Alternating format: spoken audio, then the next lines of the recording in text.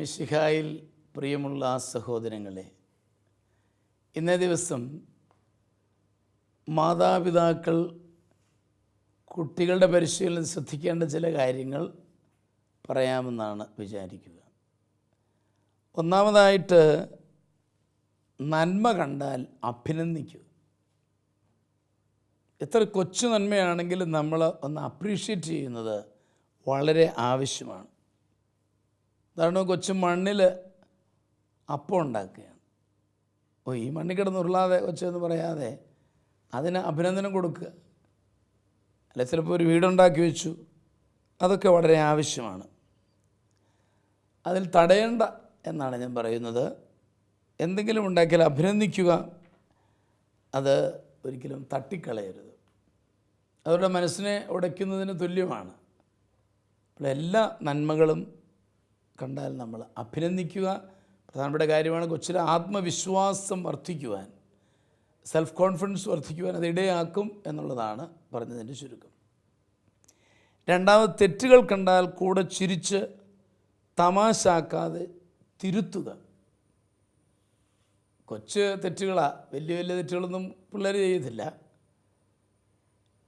ഞാനൊരിക്കലും ഓർക്കുന്നുണ്ട്, ഈ ഒരു വീട്ടിൽ പോയിരുന്നപ്പം ഒരു കളിവണ്ടി 3 കാലം സൈക്കിളും ചവിട്ടി ഒരുത്തിന് എൻ്റെ കാലേ കൂടെ കയറ്റും. അവനൊരു വലിയ കുന്നു കയറി ഇറങ്ങുന്ന രസമാണ്.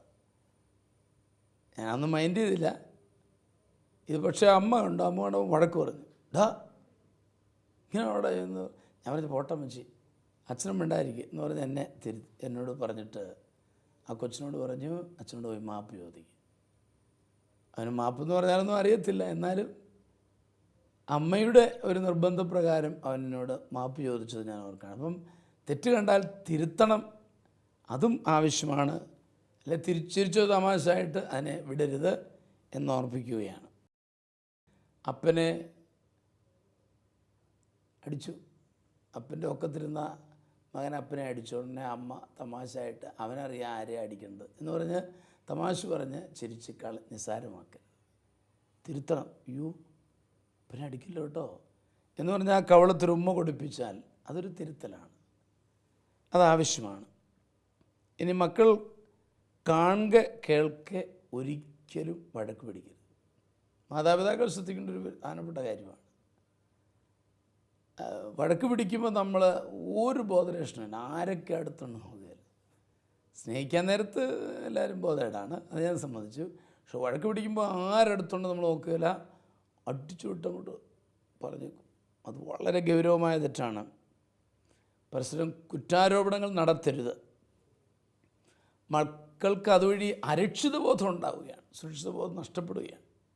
അത് നമ്മൾ പ്രത്യേകം ഓർത്തിരിക്കേണ്ട ഒരു കാര്യമാണ്. പിള്ളേർ പള്ളിയിരുന്ന് വർത്തമാനം പറഞ്ഞപ്പോൾ വിചാരിച്ചൻ ഭയങ്കര വിഷമം തോന്നി. വിചാരിച്ചു ഇവനെ ഒന്ന് അറിയിച്ചേക്കാം, ഇവൻ്റെ വീട്ടിലൊന്ന് അറിയിച്ചേക്കാം. വിചാരിച്ചോണ്ടാണ്, ഏതാടാ നിൻ്റെ വീട്ടുപേര്? അപ്പോൾ അവൻ പറഞ്ഞ് മുടിഞ്ഞെടുത്തയാന്ന്. മുടിഞ്ഞെടുത്തുള്ള എൻ്റെ ഇടവേല അങ്ങനെ ഇല്ല എന്ന് പറഞ്ഞു. അല്ല, അവൻ നിർബന്ധമായിട്ട് ഞാൻ മുടിഞ്ഞെടുത്തയാന്ന് പറയുകയാണ്. പിന്നീട് ചോദിച്ചു പിടിച്ചു വന്നപ്പോൾ അവൻ പറയുക, മനസ്സിലായത് എപ്പോഴും വഴക്ക് പിടിക്കുമ്പം അമ്മ പറയുന്നത്, ഈ മുടിഞ്ഞെടുത്ത് വന്ന് കയറിയ പിന്നെ എൻ്റെ അമ്മോ എനിക്കൊരു സ്വസ്ഥതയില്ല. അപ്പോൾ അവൻ്റെ മനസ്സിലേക്ക് അത് കടന്നു വന്നു എന്നുള്ളതാണ് അച്ഛൻ പറഞ്ഞു വരുന്നത്. അതൊരിക്കലും ഉണ്ടാവരുത്.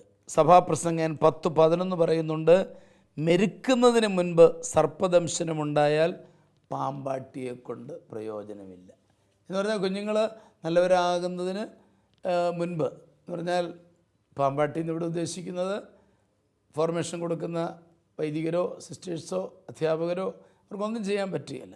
നമ്മൾ നേരത്തെ തന്നെ സൂക്ഷിക്കണമെന്ന് ഓർമ്മിപ്പിക്കുകയാണ്. നാലാമത്, മാതാപിതാക്കൾ തമ്മിലുള്ള ബന്ധം, വിശ്വസ്തത മാതൃകയാണ് കുട്ടികളെ വളരെയേറെ വളർത്തുന്നത്. 15 വർഷം പള്ളിയിൽ കയറാതെ നടന്ന ഒരു ചെറുപ്പക്കാരനെ ഞാൻ ഓർക്കുന്നു. പ്രധാനപ്പെട്ട കാരണം അവൻ പള്ളിയിലേക്ക് പോകുന്ന വഴിക്ക് അപ്പനെ ഒരു തെറ്റായ ബന്ധത്തിൽ കാണുന്നതാണ്. അതവനെ ദൈവത്തിൽ നിന്ന് അകറ്റിക്കളഞ്ഞു. പ്രഭാഷകൻ 41:7 പറയുന്നുണ്ട്, ദൈവഭയമില്ലാത്ത പിതാവിനെ മക്കൾ കുറ്റപ്പെടുത്തും. ഈ 4 ചിന്തകൾ നമ്മുടെ കുടുംബജീവിതത്തിൽ, നമ്മുടെ മക്കളോടുള്ള ബന്ധത്തിൽ സൂക്ഷിക്കുവാൻ നമുക്ക് അങ്ങേയറ്റം പരിശ്രമിക്കാം. ഈ വാക്കുകളോടെ നമുക്ക് ഇന്നത്തെ കത്തുകളിലേക്ക് കിടക്കാം. ഇന്നത്തെ കത്ത് ആരുടേതാണ്? അത് അച്ഛ പുളിങ്കുന്നിൽ നിന്ന് അന്നമ്മയാണ് ഈ കത്തെഴുതുന്നത്. ഞാൻ സൗദിയിൽ നേഴ്സായിരുന്നു. രോഗിയായി 6 വർഷം മുമ്പ് തിരിച്ചു പോരേണ്ടി വന്നു. ഇപ്പോൾ രോഗം കുറവുണ്ട്, എങ്കിലും ഇതിൻ്റെ അസ്വസ്ഥതകൾ ശരീരത്തിലുണ്ട്. എൻ്റെ രോഗം വലതുവശം മുഴുവൻ എല്ലാ ജോയിൻസും തെന്നിക്കിടക്കുകയായിരുന്നു. ഡിസ്കിന് അകൽച്ചയുമുണ്ട്. ഞങ്ങൾക്ക് 4.5 വർഷം മുമ്പ് ഒരു മോനുണ്ടായി. ധാരാളം പ്രാർത്ഥിക്കുകയും ട്രീറ്റ്മെൻറ്റ് എടുക്കുകയും ചെയ്തതിൻ്റെ ഫലമാണ് അവൻ. ഇപ്പോൾ പൂർണ്ണമായും ദൈവത്തിൽ അർപ്പിച്ച് ജീവിക്കുന്നു. ഇടയ്ക്ക് വെച്ച് ജോലി നിർത്തിപ്പോരേണ്ടി വന്നതിനാൽ സാമ്പത്തികമായി ഞങ്ങൾ ഏറെ വിഷമിക്കുന്നു. മാതാപിതാക്കൾ പോലും ഞങ്ങളെ തള്ളിപ്പറഞ്ഞു. അവർ ഞങ്ങളുടെ വീട്ടിൽ വരില്ല. ഇത്രയേറെ അകൽച്ച പുലർത്തുന്നതുകൊണ്ട് അവരോട് ക്ഷമിക്കുവാൻ ഞങ്ങൾക്കും കഴിയുന്നില്ല. തമ്മിൽ സംസാരിക്കാറുമില്ല. ഈ വിഷമ സാഹചര്യത്തിൽ ഞങ്ങളെ തള്ളി അവരോട് എങ്ങനെ ക്ഷമിക്കും? ഇക്കാര്യത്തിൽ ദൈവം ഞങ്ങളെ ശിക്ഷിക്കുമോ? ആവശ്യമായ മാർഗനിർദ്ദേശങ്ങൾ നൽകി ഞങ്ങൾക്ക് വേണ്ടി പ്രാർത്ഥിക്കണമേ. തീർച്ചയായിട്ടും ഇവിടെ അന്നമ്മയുടെ കുടുംബത്തിലെ വിഷമം ഞാൻ മനസ്സിലാക്കുന്നു.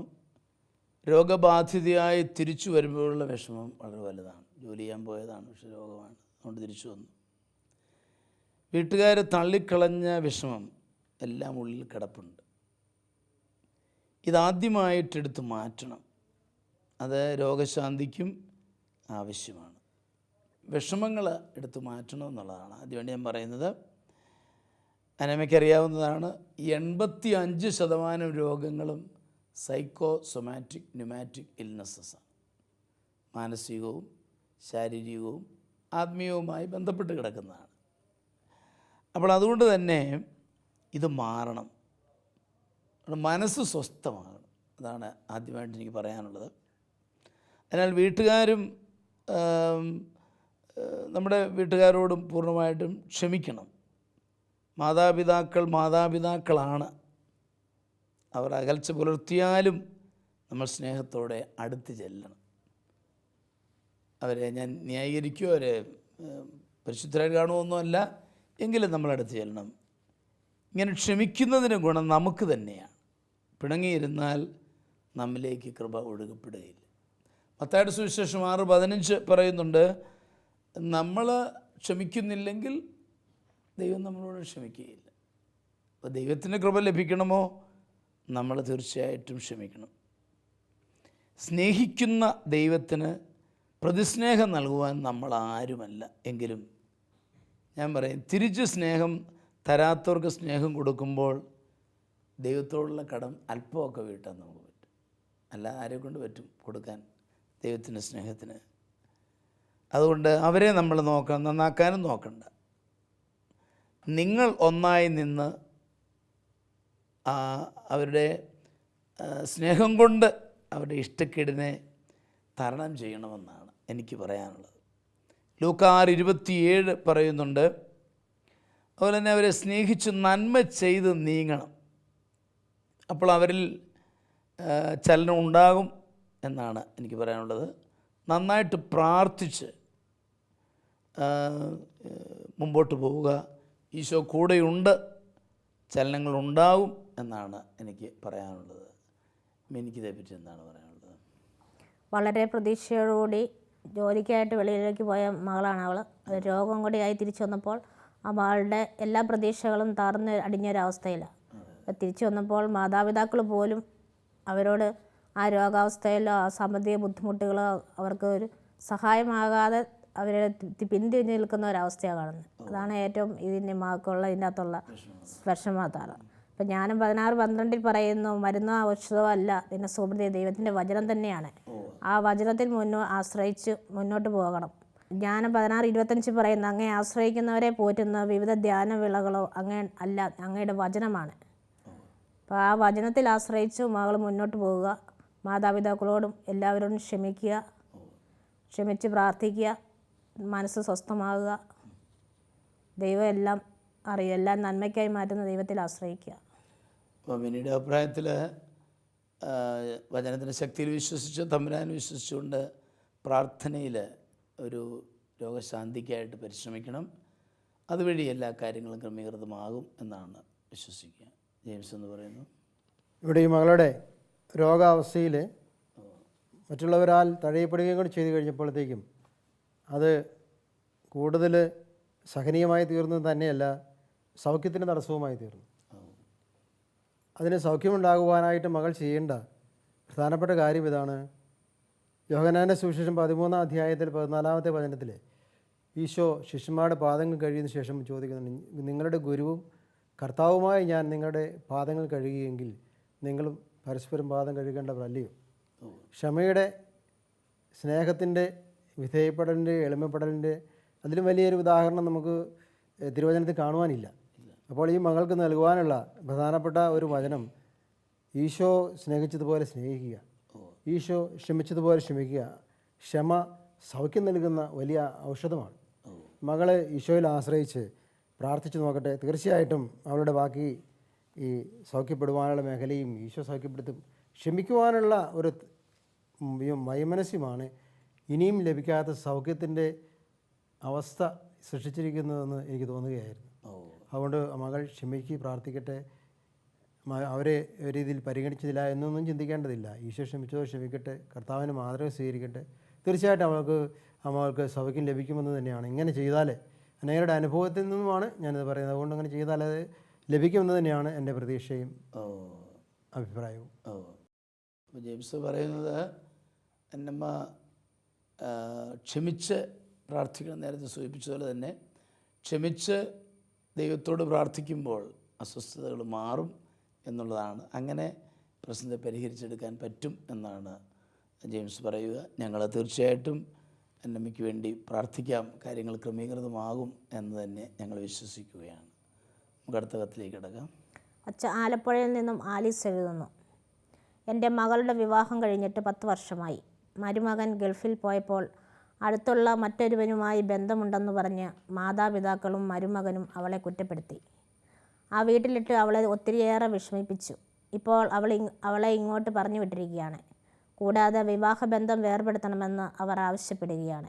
അവർക്ക് അതിന് യാതൊരു താല്പര്യവുമില്ല. അവൾ ഇതുവരെ അതിന് ഒപ്പിട്ട് കൊടുത്തിട്ടില്ല.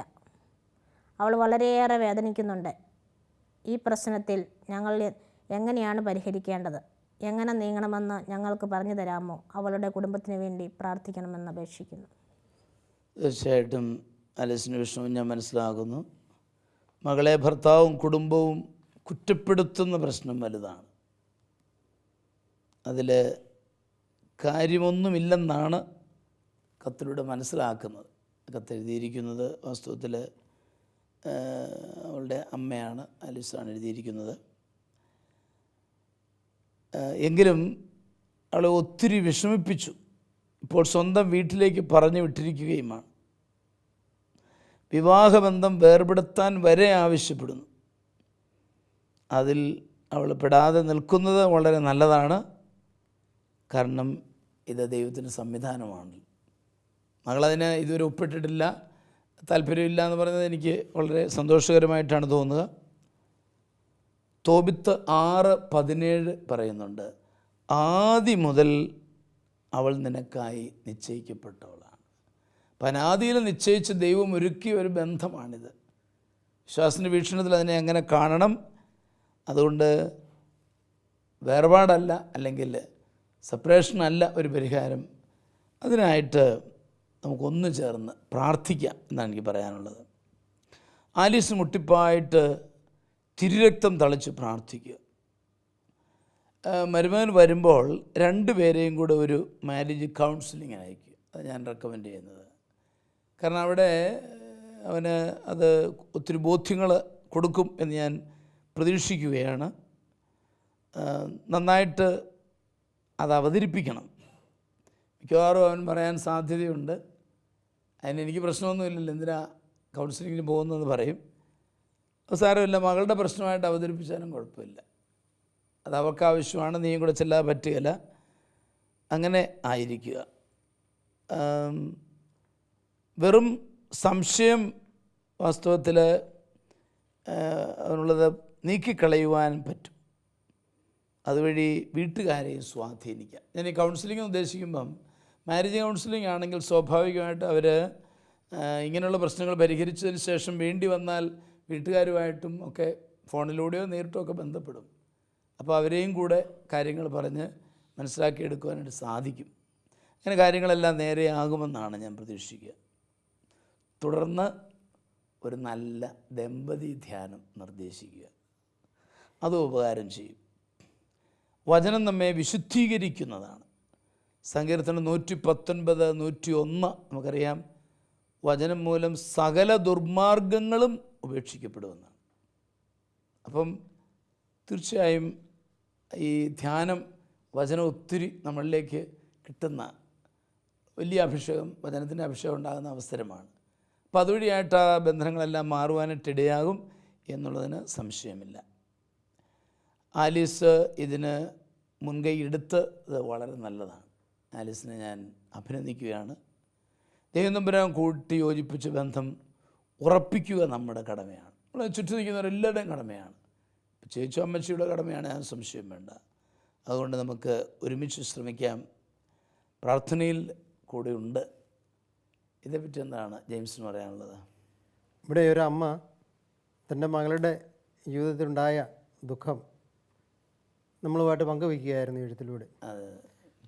മകൾക്ക് സാധാരണ വിദേശത്ത് ജോലി ചെയ്യുന്ന ഭർത്താക്കന്മാരുടെ ഈ അന്യനാട്ടിൽ ജീവിക്കുന്ന ഭാര്യമാരെക്കുറിച്ച് ഇപ്രകാരമുള്ള കിംവദന്തികൾ ധാരാളമായിട്ട് മനുഷ്യർ പറഞ്ഞു പരത്തുന്ന, മനുഷ്യർക്ക് ഇതൊരു വിനോദമായിട്ട് ഏറ്റെടുത്തിരിക്കുന്ന മനുഷ്യരുമുണ്ട്.